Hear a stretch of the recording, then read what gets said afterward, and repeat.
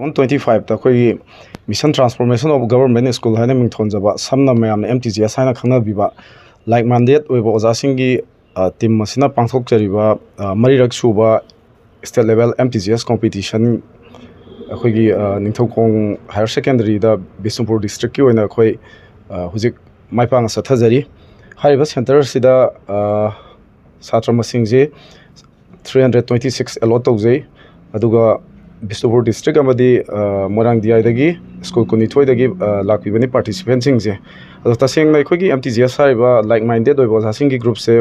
masigi pandam se taseng na haragadi government school la leiba ngang singi mogi potential singje khoina explore tongna expose tawrga makhoi masengi marta khoi hena competitive oiba academic atmosphere ma panghana bagi pandam da tawjabani ado hanadi khoi Mamangi edition sing da khoi center ani khaktam khoi competition ase tawjarami DM college commerce amadi thawal center da tawjaram bani adu hantak ki oina di khoi gi kai khumna jari bi madam JDO zone 4 Bisnupur na lebiri bi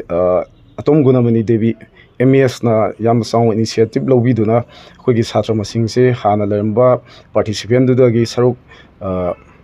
akhoi expect tawru da mong da haitare hengalak padagi akhoi na mafam sida nong center ma hangdok chabani aduga handaki mari suba edition jigi anau boina khoina hana yawram daba class 3 dagi 8 fawgi ona tawjariba category taruk sida khoi English subject hapsan jare aduga category taruk simaki khoina GK amadi maths mental aptitude test ki khoigi tonganba option amaso hapsan jare